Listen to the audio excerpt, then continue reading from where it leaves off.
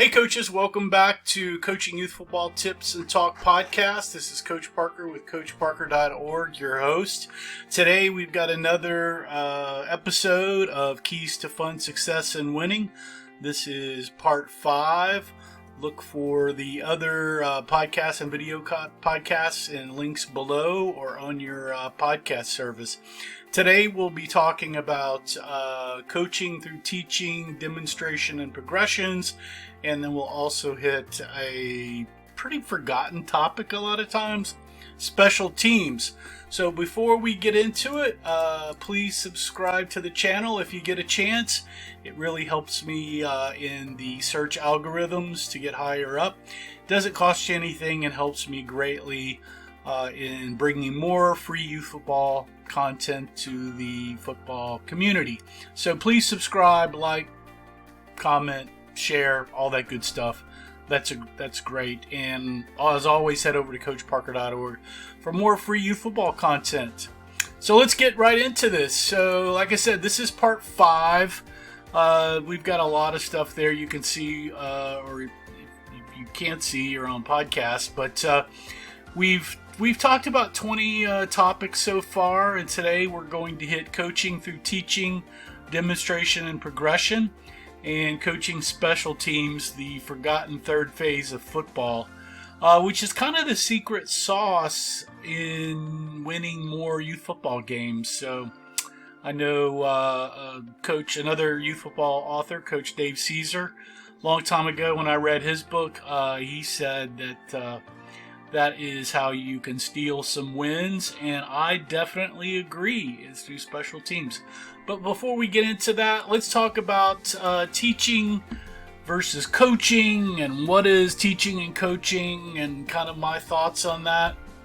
So it's funny, I see a ton of youth coaches expect these little 8 and 10-year-old kids, youth football players, just to know how to block at birth and run zone coverages on defense like they were born NFL pro football stars because they're screaming and yelling, but yet they haven't really taught the fundamentals to these kids. And I see that with a lot of teams that we play, and as a youth football coach and commissioner in the league, walking around and seeing other folks practice, it's quite humorous.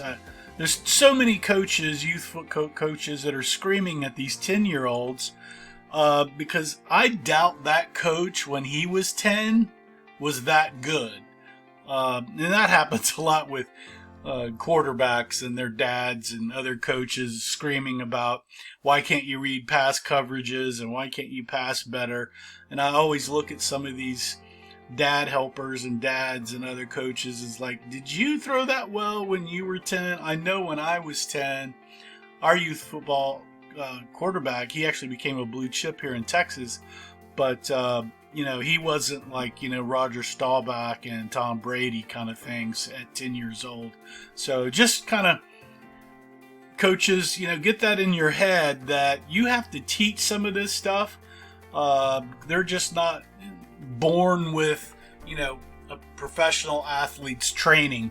Even super studs have to be trained. The other thing is, NFL players practice football fundamentals each week. Even the pros at the highest level practice every day, learning and honing their daily skill set. And so youth football players are really no different than professional athletes with regards to practice. They must be taught the fundamentals, and then they must practice and get a lot of reps to do these things because it's hard. It's not an easy thing. So if you're not practicing things that you're screaming about in games or expecting kids to know, you get what you coach. If you did not coach it, you're not getting it. So make sure that you're teaching your kids how to do things. And remember, kids must be introduced to the football fundamentals before they start playing. And I see a lot of bad youth football coaches out there not teaching them anything. We get many kids each season that come into our teams and we talk about these fundamentals and stance and how to play certain positions and hand placement and steps and things like that.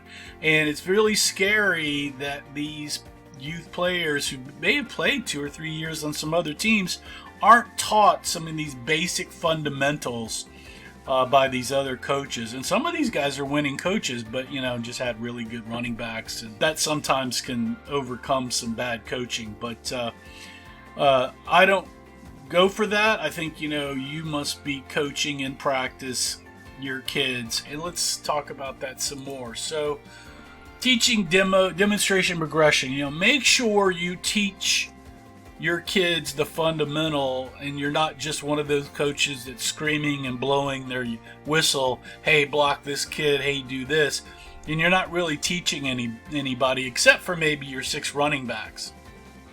Remember, there's a lot of other kids besides your running backs on the team, and if you want those guys to block or do anything, you need to spend time with them. The other thing is respect your players. Don't just boss them around. You want to have discipline and rules and set standards, but you don't want to be a tyrant. You want to encourage and motivate. So, that comes with teaching these fundamentals where they're going to respect you enough to listen to you to do it. You want to motivate, involve the players, include them, and create this atmosphere of fun, but like I always say, you want to play for fun, but winning is funner.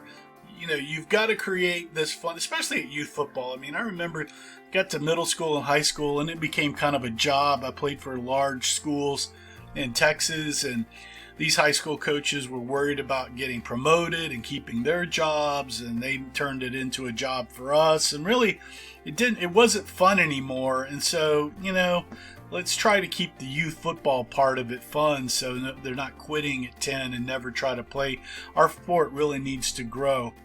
I think, you really want to reward your players more than punishing them. I see too many coaches, let's run wind sprints because we didn't do this, or we lost the game, so we're going to do 20 wind sprints and bear crawls across the field. I don't think that's really going to make fun and make kids want to come back and play for you. Society is kind of changing, and everybody's got to kind of change with it.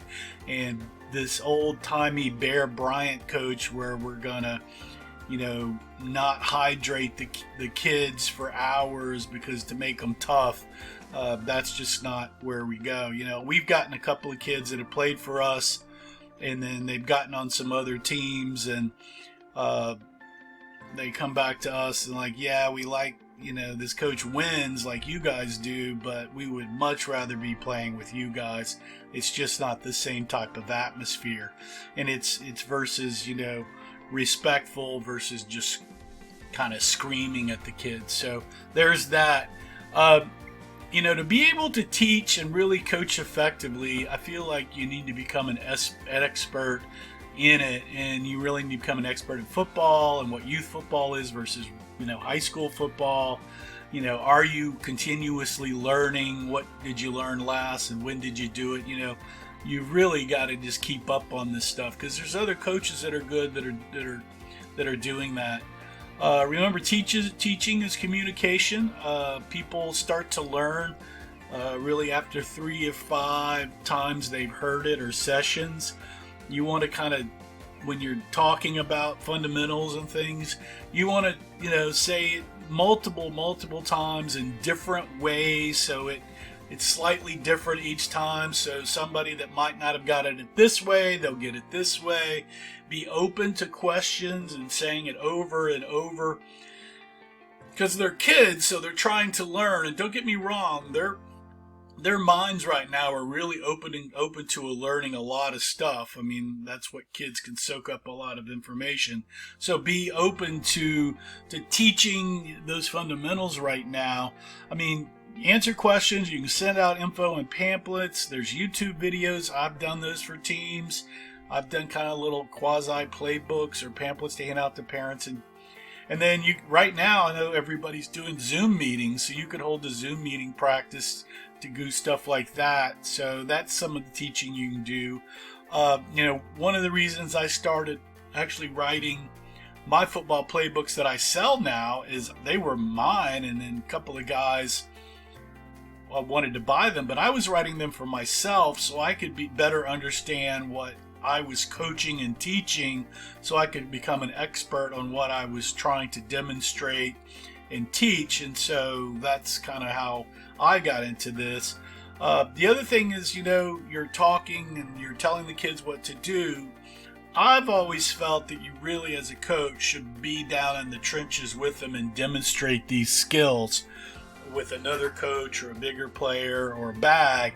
And you want to show them so they understand, not just verbally, but they can see it as an image of what you're doing.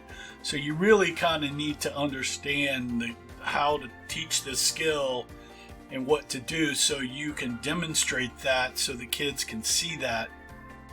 We want to break down the skill, when you teach these skills, they call it progression.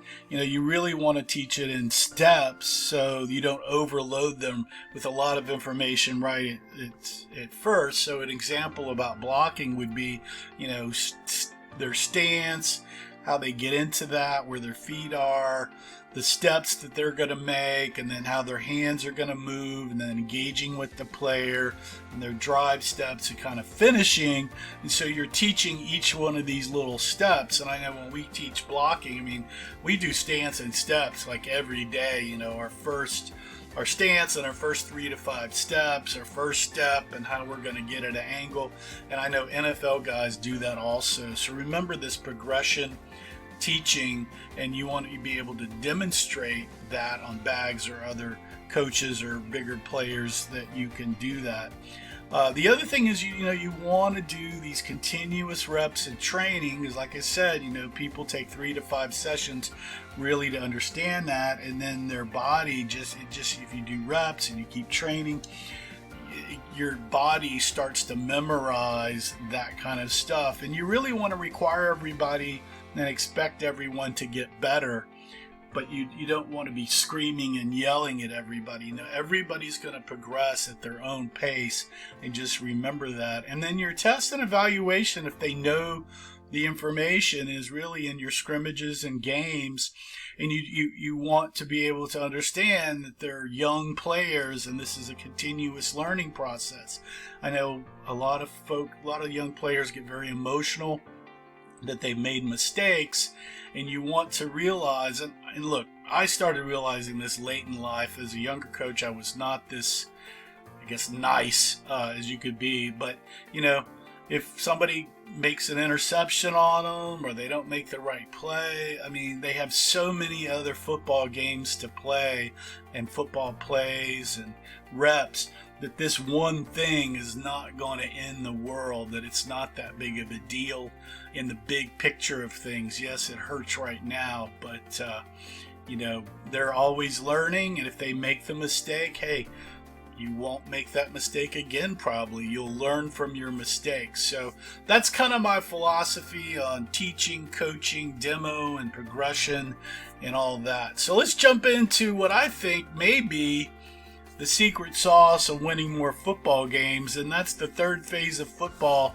special teams. And although it's third, you'll notice that I've talked about special teams before I've talked about offense and defense in this series.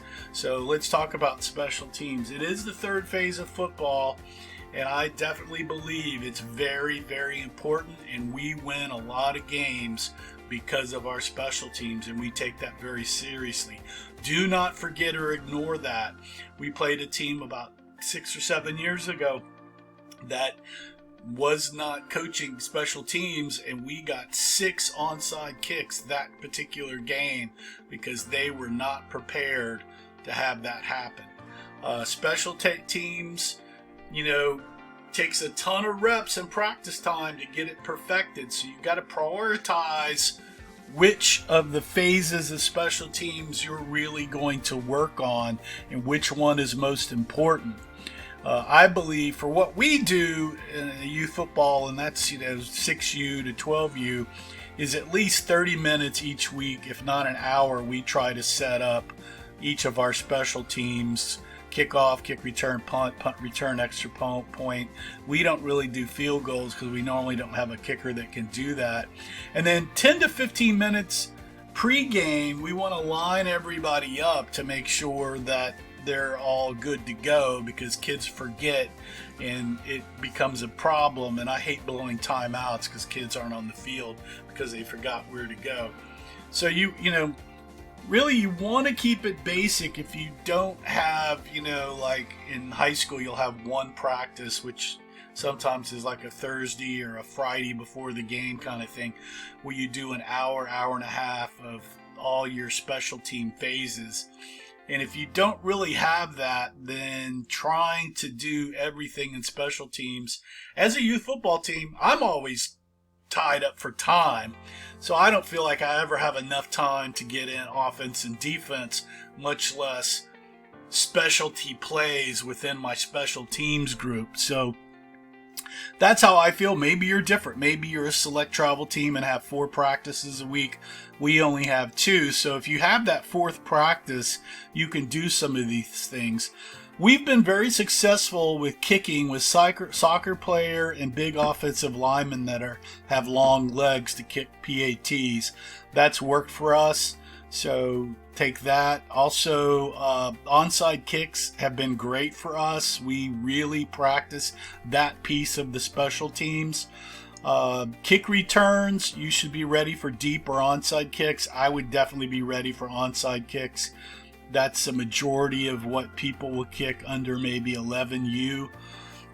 We, in particular, hardly ever punt. So that's just a quirk. A lot of teams don't do that. We will punt if we're like within our 20 or 10, and if that, we may fake it or do a rugby punt. Rugby punt is where you just sweep out and you try to kick it to the sideline. Now, if you have a real punter that can out punt coverage, then you can think about that. But punt's the most dangerous play in football. Punt return, I should say. Punt returns, we seldom do it only because we don't practice catching punts that much, and we've lost a few games because of muffed punt returns. So we rush, and then we may put somebody back, and just if it comes right to them, they may do it. But if it's off, we don't have them touch it. The other thing is you should let everyone do a kickoff tryout. We found some pretty interesting kickers that can kick off that are accurate, because we look at accuracy over distance for our kickoffs, because we do onside kick to a sideline. We've got kind of an overloaded gunners that go down there, and we have very specific things that we do with that. So let's look at all the phases real quick. So some of this is from a previous presentation in 2014, but let's just go through it real quick. So kickoffs, for us, onside kicks are most popular, and that's what I've seen within our league the last 10 years. Deep kicks, I think those are really dangerous, kind of like punts. If you've got a kicker that can kick deep and kick it away from the best back that's back there, then there may be something there. And if you've got some fast kids that can get down the field and make open field tackles. But if you're a slow team, I definitely would not kick it deep to the fastest team that's in your league. Otherwise, that's probably 6 points really quick. We try to kick onside kicks to a minimum play player or a big lineman on the first or second row that we know that has no hands, and we have calls to do that. Like I said, find a soccer player that could be your kicker.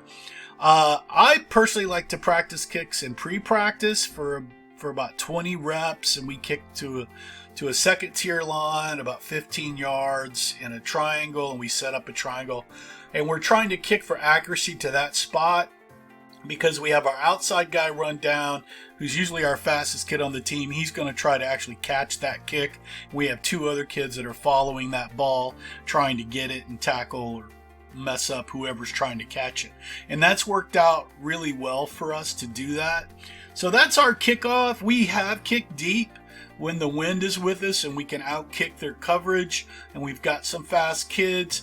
But I would say, about 50-50, it gets back to the 50-yard line anyway, where we'd onside kicked anyway, so it's like the risk is really high if they run it back, so I can control it if I'm doing this onside kick. But you guys may be different, so tell me what you think there. Kick return, this should be your hands and speed team only. Don't put, if you can help it, don't put your big linemen out there that have no hands.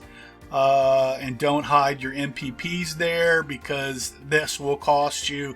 It's cost me. I've learned from this. The other thing, there's a trap kick return where you can assign players, by a number system to count from each sideline, and the guys will block those guys. So you can set up a trap or just a straight kick return from that. That's another video podcast, but there's that. You should try to learn if these guys, your opponents, are going to want a short kick, onside, deep kick, if they kick right or left or to their sidelines, so you kind of know where to put your back. Punts, like I said, we're only going to punt within our 10 or 20. I think it's one of the most dangerous plays in youth football. There's so many variables with the snap, the kick, the return, the open field tackles. We tend to do fake punts quite a bit, or rugby punts. The other thing that you could do is, we did a lot in our select travel team when I was a kid, and I think it was more prevalent as back in the 70s, but we did quick kicks on third down if we were backed up. That way the defense doesn't take the opportunity to put their stud running back at safety, and so we would do a quick kick because our quarterback was our punter too, and that worked out well. So there's some thoughts on that. Punt return, this is another one. We don't practice this a lot because we don't have a guy that's kicking punts and having our receiver or punt returner catch them. So we're just not doing that enough to, I feel comfortable that I want to put on a punt return. So we basically have no one touch the ball. We've got a guy back there, and only if the ball kind of just drops into his lap is he going to catch it. We'll try to go for a punt block. Our best hands person will be deep. But we've lost a few games by muffing some punts. So we try to just block and tell everybody don't touch the punt return. Because for me, I would rather just get the ball and move from there instead of muffing the punt and giving them 20 yards because we've muffed the punt. And we can put pressure on their kicker, and we've blocked a bunch of punts, or there's been a muff punt anyway and gone sideways. So there's that. Point after kicks, extra point kicks, field goals. We don't practice it a lot. In this league, in an old league I was in, we did, because it was 2 points if we kicked it. So we really worked on having a player that could kick extra points, and we would practice that. He would practice, pre-practice every practice doing that. We've had great success with big, long, tall offensive linemen just straight kicking extra points, just with their big toe and putting it over the deal. Or if you've got a soccer player that's into kicking and they want to learn that, then we've had that too. We've also found that having our best player or quarterback holding for our kicks works great, and we'll run actually fakes from that, which has turned out really well too. Because if they drop the ball anyway, we just audible and he picks it up and runs and throws a pass, usually to a fullback going out. To me, we haven't done very many field goals because it's usually too long for the youth kickers. But if you've got it, great. If you can do it, I'm not sure how much practice time you want to do it, but we just have decided that's not a priority for us. And look, if you're going to kick PAT kicks, extra points, and they're only worth 1 point, then what I've determined for myself is that we need a 60% to 66% positive percentage of making those versus just running in a short beast tank or wedge or whatever, because we're pretty good at getting our extra 1 point on the extra point. So there's that. So that's kind of all the phases there in special teams that I consider for a youth football team. There's a lot there, and I hope you got something out of it, both from the the coaching, teaching, demo, progression, and special teams. And remember, coaching in football is hard. It's a learned skill. It takes time. It's like herding cats. Parents are crazy. There's league politics, great opposing coaches. You didn't get any studs on your team, and it's a big time commitment. So keep learning, keep practicing, keep being a good person, keep being a good coach, and motivate your players. If you like this video and you want to support me to bring more free content to the youth football coaching community, you can head over to coachparker.org. I've got a playbook store there. I've got all these playbooks. If you want to support me monetarily, you can get a playbook. That helps out a ton. I've got a new book out that's coming out. You can buy the draft copy right now over there. But I think I'm getting it out Monday. It's a single wing formation, selected youth football plays. There's over 200 single wing plays. Great new book. Should be out soon. You can get the final draft copy now, and as it gets updated, you'll get the updated download. And that is an ebook. It's digital. So hope you like this video podcast. If you did, please subscribe, like, share, comment, do all that good stuff with YouTube or your podcast service. Really appreciate it. Again, it's Coach Parker with coachparker.org. This was, part 5 of the Keys to Fun, Success, and Winning, training for new youth football coaches. So I think that's it. Hey, remember to play for fun, and winning is funner. Stay safe. See you guys next time. Ciao.